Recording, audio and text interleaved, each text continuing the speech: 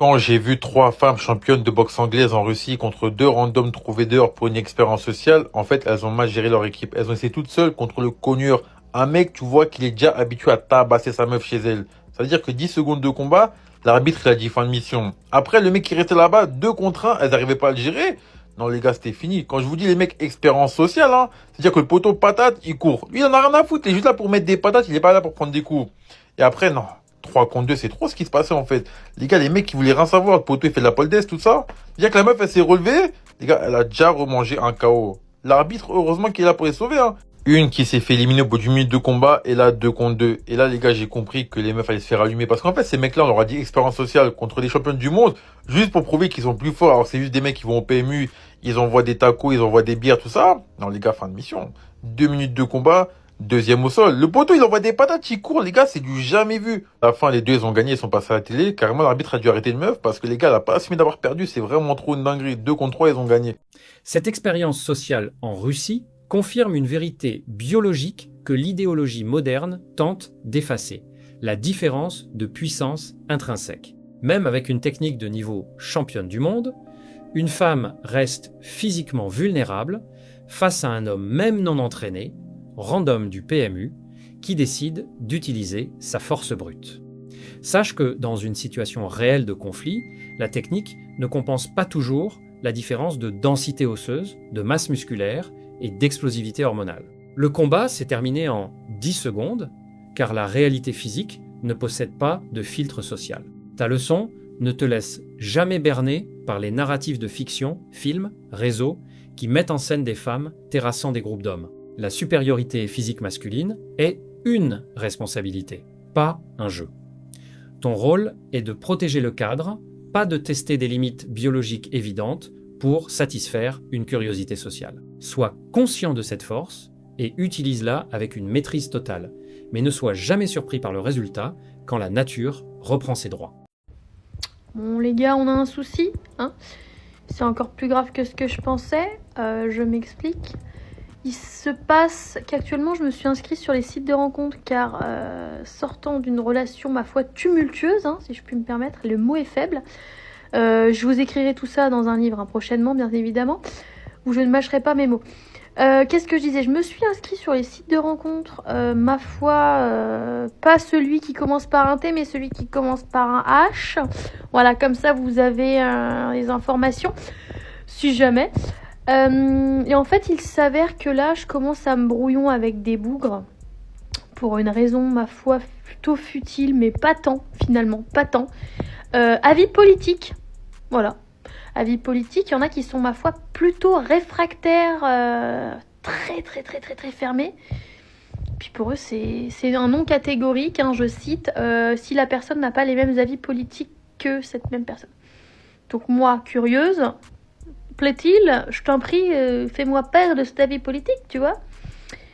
Et en fait, il n'y a qu'un gaucho pour dire ça. Parce que je veux pas dire, mais dans l'idée, les gens de gauche sont très fermés aux gens de droite. Les gens de droite tolèrent la bêtise des gens de gauche et peuvent concevoir que sur Terre, il y ait des gens avec un peu moins de QI. Et ça, franchement, c'est ok, on l'a accepté. Donc, il n'y a pas de débat là-dessus. Sauf que vous m'excuserez, mon petit Xavier, que dis-je, Xav, quand on est chef de projet à l'Élysée et qu'on habite Paris 13e, enfin, tu vois ce que je veux dire, à un moment donné, je vais pas vous en faire des 1000 et des 100, mais les gauchos, ma foi, il faudrait arrêter en fait. Parce qu'à un moment donné, si toi tu t'y retrouves, chérie, tu votes à gauche, mais tu vis clairement dans un lieu où les gens qui votent à gauche ne vivent même pas, tu vois ce que je veux dire?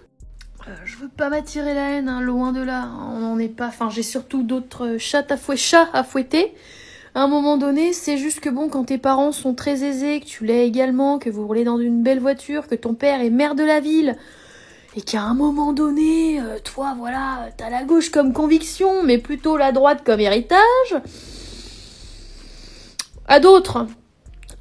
Donc je vais pas rentrer dans le débat, ce n'est pas très important, ma foi, c'est ok, on vit dans un monde de fous, et c'est ok, peut-être que je vais me faire haïr avec ce genre de vidéo, franchement j'espère qu'elle va pas percer du coup, parce que j'ai quand même déjà pas mal d'ennemis à mon actif, en comptant tous mes ex, ce serait quand même dommage. Mais c'est vrai que si je regarde bien et que je commence à essayer de dialoguer avec des clampins, ça risque d'être compliqué de trouver l'amour, quoi, dans les prochaines années, prochains mois, 26 ans, l'horloge biologique, elle est clairement en train de tourner, avec les 1 an et demi où je me suis clairement foutue en diète. Voilà, hein. Puis il me reste plus qu'à faire du recyclage, sauf que je t'explique que le panier de recyclage, ils sont soit mariés maintenant, soit ils sont virés PD, soit, j'ai rien contre les PD, attention, hein, c'est très bien, soit ils sont barrés à vivre à l'autre bout de l'Australie, soit ils se tapent une pote à moi. Donc dans l'idée, c'est sympa. Et puis entre eux maintenant, ils sont devenus pas très beaux aussi, ça c'est chaud. Mais on en parlera pareil dans un autre débat. Donc c'est compliqué pour tout le monde ou c'est que moi là? Sache que, à 26 ans, elle commence à sentir la pression de l'horloge biologique. L'horloge tourne. Et la raréfaction des partenaires de qualité recyclage. Sa frustration envers les gauchos parisiens n'est pas qu'une question de bulletin de vote. C'est un rejet de l'incohérence entre les paroles et les actes. Pour elle, un homme doit être aligné. Si tu as un héritage et une ambition, assume ton cadre de droite. Ta stratégie, ne t'excuse jamais pour tes convictions ou ton statut. Les femmes comme elle, bien qu'acerbes, respectent la cohérence et la force. Si tu matches une femme avec ce tempérament, ne cherche pas le compromis mou. Affirme ton leadership et tes valeurs. Le petit Xavier de l'Élysée est la cible de son mépris parce qu'il manque de virilité idéologique. Sois l'homme qui assume son héritage et protège son cadre, c'est ce qu'elle cherche au milieu du chaos. Voici ce que a fait Kabyle Lam lorsque sa femme a demandé le divorce et veut une répartition équitable de ses biens et la division 50-50 sur sa fortune. Kabyle Lam vient détrôner Ashraf Hakimi de ce qu'il a fait lorsque sa femme aurait lui demandé le divorce forcé en voulant précipiter les choses devant le juge pour bénéficier de la répartition équitable des biens du TikToker. Le couple a fait son apparition en 2021 pour la première fois sur les réseaux sociaux et tout le monde s'en est moqué du couple à cause de la couleur de Kabyle Lam. Quelques années plus tard, Kabyle Lam devient le premier TikToker le plus suivi au monde entier. Aujourd'hui, la femme de Kabyle, une mannequin internationale, demande le divorce. Comme convenu dans leur acte de mariage après le divorce, le conjoint qui a la plus forte montant sur son compte bancaire serait reparti en 50-50 pour une répartition équitable afin que chacun puisse subventionner ses besoins tout seul. Sur le compte de Kabyle Lam, il n'avait que 2% de sa fortune. Les 98% du reste de sa fortune étaient déclarés sous le nom de son père. Le compte bancaire de la femme de Kabyle Lam était plus supérieur. À cet effet, sa fortune a été divisée en 2 parties égales et rajoutée sur le compte de Kabyle Lam. Selon toi, le TikToker Kabyle Lam a-t-il bien fait ? Cas typique de narratif viral douteux. Avant toute chose, vérifie les faits. Ces histoires à la Hakimi circulent beaucoup, souvent exagérées ou fausses. Sur le fond, le problème n'est pas la femme, c'est le contrat initial. Si tu signes un 50/50 sans protection, séparation de biens, structure juridique, tu acceptes le risque. Déplacer des actifs après coup peut être vu comme fraude. La vraie stratégie est en amont. Choix du régime matrimonial, structuration légale, transparence, pas des montages improvisés, règle, protège ton patrimoine avant, pas après. Et ne te marie pas sans comprendre les implications. Je vais dire une vérité qui fait mal, mais je vais quand même la dire. Je vois souvent les mêmes commentaires revenir du genre « Je comprends pas pourquoi tu fais autant de stratégies. Flemme. Moi, franchement, s'il n'a pas d'intelligence émotionnelle, j'ai rien à faire avec lui. Autant rester seul. » Sachez juste une chose, la femme, de par sa nature, va s'adapter, va changer plus facilement qu'un homme. L'homme va moins souvent changer, mais quand il va décider de changer, c'est parce qu'il est profondément convaincu. Il va pas le faire pour tes beaux yeux. Tu n'auras jamais le pouvoir de le changer. Parce que toi, tu auras cette facilité de changer, cette facilité de t'adapter, parce que tu es plus connecté émotionnellement que lui. Zeydoun. Chaque femme a son degré de tolérance face aux besoins, à la charge mentale, aux critères. Moi, de par ma nature, je ne ressens pas le besoin que mon mari me comprenne émotionnellement. Je m'en tape. Tant qu'il l'applique, qu'il respecte ses obligations et ses devoirs, qu'il honore sa parole, ça me convient. Et c'est comme ça qu'on a trouvé un équilibre. Et ça, faut le respecter, bien cordialement. Cette femme exprime une maturité relationnelle rare. Elle accepte la nature brute de l'homme plutôt que de fantasmer une intelligence émotionnelle qu'elle irait chercher chez ses amis. Elle ne demande pas à son mari de la comprendre, concept flou et souvent source de conflits, mais d'appliquer des principes concrets, obligations, devoirs et paroles données. Sache qu'un homme ne change que par conviction interne, jamais sous la pression émotionnelle d'une femme. Si tu essaies de devenir le thérapeute émotionnel de ta partenaire pour lui plaire, tu perds ton cadre et ton respect. Ton rôle est d'être le pilier structurel, celui qui honore sa parole et respecte ses devoirs. Ta leçon, sois un homme d'action et de parole. Si tu remplis tes obligations de pourvoyeur et de protecteur, et que tu restes constant, une femme de valeur trouvera son équilibre à tes côtés. Ne perds pas ton temps dans des discussions stériles sur tes sentiments si cela ne sert pas la structure du foyer. Le respect mutuel naît de la performance, pas de la validation émotionnelle constante. Toutes ces femmes qui sont à la recherche d'un homme riche, d'un homme qui va payer toutes leurs factures, qui va assumer leur train de vie, à toutes ces femmes qui cherchent cet homme idéal et parfait, je voulais juste vous dire, le fameux homme riche, seulement 2-3% d'entre vous y auront droit. Pour toutes celles qui sont en quête de cela sur les réseaux sociaux, qui s'affichent et qui ont le toupet de dire que même tous ces hommes-là qui gagnent 2000 balles, 2500 balles, 2800 balles sont des hommes pauvres. Eh bien, je voulais juste vous dire, les filles, j'aimerais juste que vous nous refassiez les mêmes vidéos, exactement les mêmes vidéos, dans 20 ans. Pour que vous nous fassiez le bilan, parce que là, toutes vos coachs là qui parlent là, hein, qui parlent derrière leur écran, quand elles éteignent le téléphone, on le sait toutes, hein. La vraie vie, les vies fake, il y en a un paquet. Et vos coachs,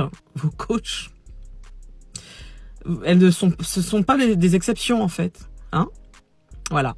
Ces coachs-là, elles auront la possibilité d'ouvrir leur bouche quand elles mettront une caméra chez elles, H24, 7 jours sur 7, pour qu'on puisse voir qu'elles montrent en fait. Parce que là, vous êtes juste en train de déglinguer la tête de plein de jeunes. Voilà. Vous êtes en train de dérégler clairement les normes. Grand bien vous fasse si vous voulez avoir un gros train de vie. Tant mieux pour vous. Et j'ai envie de vous dire, vous avez raison. Mais c'est à vous de vous arracher. C'est pas un mec de faire le tapin pour vous.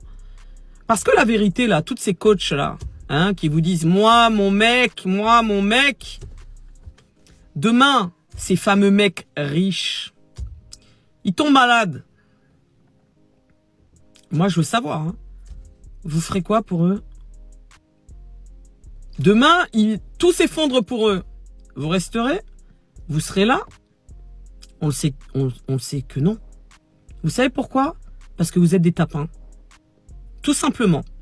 Quand vous êtes en quête de rechercher un statut, vous recherchez l'oseille, vous faites le tapin. Ni plus ni moins. Faut appeler un chat un chat, hein. Moi, ce que je remarque, c'est que il y a toutes ces nouvelles générations qui essayent de galvauder, qui essayent d'arrondir les angles. Non. Vous faites le tapin. Voilà. Il faut l'assumer. Moi, ce qui me gêne, c'est cette notion de transmission de valeur. Tu vois? Normalement, à notre époque, nous, alors moi, je suis né en 1977, hein. Donc certains vont considérer que je suis une boomeuse. Bon, c'est pas cette époque-là, mais c'est comme ça que vous nous appelez, hein. Les boomers, les boomeuses. En fait, nos parents, comment ils nous ont élevés, nos parents? Ils nous ont élevés à faire en sorte qu'on soit des femmes fortes, solides, autonomes, qu'on se respecte, ok? Et ils nous ont surtout appris à ne pas faire la manche. Voilà. Donc là, pour le coup, ça c'est quelque chose que j'ai moi également décidé de transmettre à ma fille. En premier lieu, qu'elle s'estime, qu'elle se fasse confiance, qu'elle soit bienveillante envers elle-même, qu'elle apprécie, qu'elle soit capable de célébrer ses succès, qu'elle soit aussi capable de célébrer ses défaites, parce qu'on apprend beaucoup de nos défaites, mais surtout apprendre à être indépendante et autonome. Ça ne veut pas dire que ce soit incompatible avec l'amour, hein. Moi, je suis quelqu'un de très indépendant, très autonome, et je suis amoureuse depuis 23 ans. Donc ça, c'est pareil. Arrêtez de nous casser les couilles et de nous faire mal à la tête avec mon homme. L'homme, il doit faire ci, il doit payer les factures, il est du Dieu. Mais vous demandez à ce que des hommes de maintenant, hein, se comportent comme les hommes d'antan, avec des femmes qui n'ont strictement rien à voir avec les femmes d'antan. Vous comprenez ou pas? Vous voyez, vous comprenez que c'est pas possible? En fait, vous exigez d'hommes ce que vous ne faites même pas et ce que vous n'avez même pas vous, en fait. Alors après, je vais te dire, hein, tout dépend de ton objectif de vie, tout dépend de l'estime que tu as de toi. Parce que finalement, quand tu es dans cette posture et ce registre, d'attendre qu'un homme te permette d'accéder à un statut social, est-ce qu'on est OK pour l'estime de soi et la bienveillance envers soi-même, la confiance en soi? Je pense pas. J'ai tellement d'exemples de plein de jeunes femmes, hein, à qui ont vraiment, elles ont touché le jackpot. Et bien aujourd'hui, je peux vous dire, 20 ans après, ah ouais, certaines sont passées clairement à côté de leur vie. Si c'est ce que vous voulez pour vous, tant mieux, grand bien vous fasse pour vous. Mais arrêtez de venir vanter ça sur les réseaux sociaux, s'il vous plaît. C'est pas digne. C'est vraiment indigne. Ce témoignage d'une femme de la génération 1977 boomer, selon ses dires, est une déconstruction brutale du parasitisme moderne. Elle souligne l'incohérence des femmes qui exigent des hommes un comportement de gentleman pourvoyeur traditionnel, tout en refusant d'assumer les devoirs des femmes de cette même époque. Sache que la coach de vie qui vend du rêve sur TikTok ne montre jamais la réalité du terrain. Une femme dont le seul actif est sa jeunesse pour obtenir un statut social finit inévitablement par être remplacé. Le terme prostitution sociale utilisé ici est dur mais pragmatique. Si tu es choisi uniquement pour ton compte en banque, tu n'es pas un mari, tu es un client. Ta stratégie: ne te laisse pas culpabiliser par des standards de pauvreté fixés par des influenceuses. Un homme qui gagne 2500 € et construit son autonomie a plus de valeur qu'un distributeur de billets humains. Cherche la réciprocité. Une femme de valeur, comme l'explique cette intervenante, mise sur son indépendance et sa dignité. Si elle ne t'aime que pour tes factures payées, elle partira à la première crise financière ou de santé. Construit avec une partenaire, pas avec une pensionnaire. Des fois, je comprends pas les meufs. Franchement, mesdames, je vous kiffe, hein, mais des fois, je vous comprends zéro. Je t'explique. Je match une fille sur Tinder. On se voit et on fait un date, mais tellement romantique. Franchement, ça sort d'un film de Noël, quoi. Il y a un tapis rouge, il y a un voisin, il y a un gars dans la rue qui a de la musique un peu romantique fort. Et on se retrouve à danser dehors en mode on fait un slow dans la rue. Bref, trop romantique. Et puis la meuf, elle me dit, écoute, ce serait cool que pour un deuxième date, on fasse un truc avec un peu plus d'adrénaline, tu vois. Donc je me dis, mais ok, pas de problème. Moi, je suis un mec qui j'aime bien faire du sport, des sports de glisse et des sports...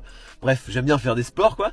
Et je me dis, ok, let's go. On fait un date au trampoline park. Et ça se passe trop bien. On s'amuse, on se marre de fou. Il y a des petits rapprochements un peu physiques. On fait des saltos, on joue vraiment comme des gosses. Et moi, je kiffe ça. Tu vois, je pense que c'est ça qui est important dans les dates. Quand tu rencontres une personne, c'est laisser son âme d'enfant s'exprimer et bref, se marrer, quoi. Et elle me dit, à la sortie de ce deuxième date, elle me dit, j'ai kiffé le moment et tout. J'ai l'impression qu'il y a un feeling, elle et moi, quoi. Et elle me dit, écoute, ça serait cool que pour la prochaine fois qu'on se voit, ça soit un peu plus chill. Elle me dit, tu sais quoi, elle me dit, elle kifferait voir un film d'horreur avec moi. Donc, tu connais, c'est un peu la proposition Netflix and chill, tu vois. Donc je me dis, ok, let's go. Donc au bout d'un moment, je me dis, bon, si t'es dispo, on peut se voir, on peut se faire une session film ensemble. Et elle me dit, mais t'es bizarre comme mec, je vais pas venir chez toi, tu vas pas venir chez moi. Et je lui dis, ok, mais tu veux on fait comment pour regarder un film? Surtout qu'elle me dit, en plus c'est elle qui me propose, hein. Elle me dit, est-ce que ça te dit de regarder un film d'horreur, quoi? Donc je suis, ouais, après, ok, on peut regarder un film d'horreur. À ce moment-là, on a qu'à installer un rétroprojecteur dans la forêt, et puis on se cale dans la voiture, et on regarde le film d'horreur dans la voiture. Mais vas-y, c'est une mission quoi, c'est une organisation. Donc je lui dis, bah on peut juste se retrouver soit chez moi, soit chez toi, se regarder un film d'horreur. Elle me dit, écoute, désolé, mais c'est trop bizarre. Et plus aucune nouvelle. Franchement, plus aucun message, aucune nouvelle. Alors que, bah, en vrai, les 2 premiers dates étaient ultra stylés. J'ai senti une connexion. Et donc là, je me retrouve un peu ghosté parce que moi j'arrête de lui envoyer des messages, tu vois. Je lui fais la proposition, elle me dit que je suis bizarre. Bon bah c'est bon, je vais pas faire le forceur, tu vois. Le message est clair quoi.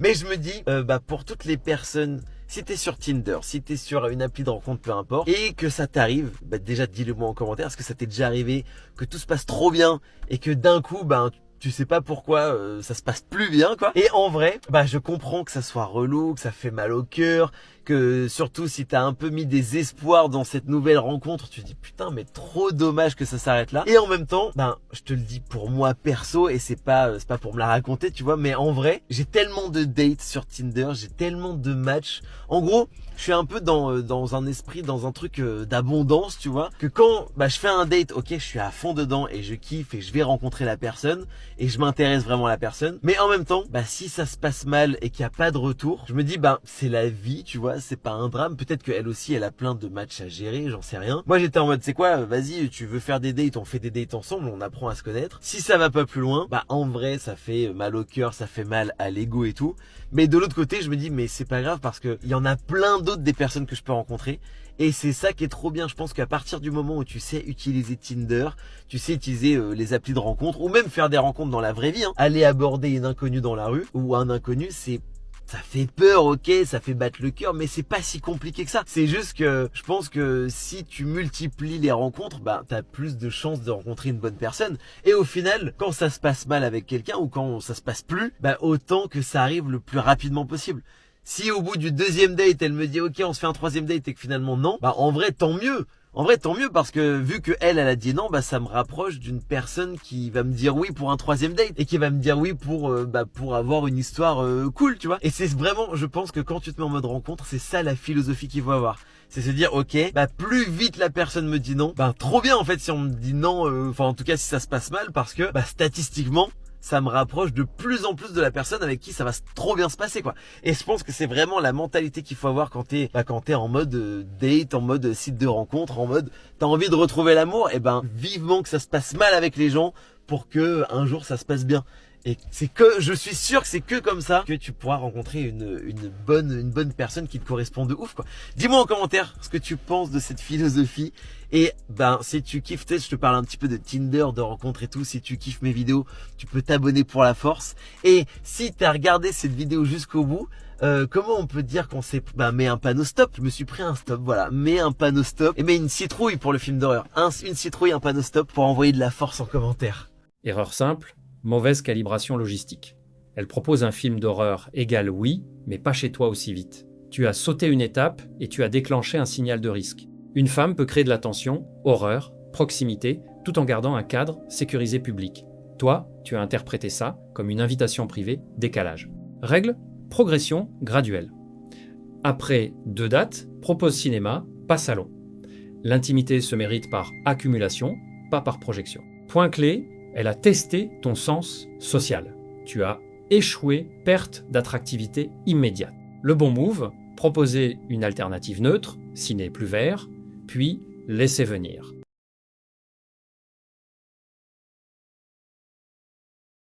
Si cette analyse t'a parlé, alors ne bouge pas. La vidéo qui s'affiche à l'écran en ce moment va sûrement te plaire. Clique dessus maintenant pour ne pas rater la suite. Reste lucide, on se retrouve de l'autre côté.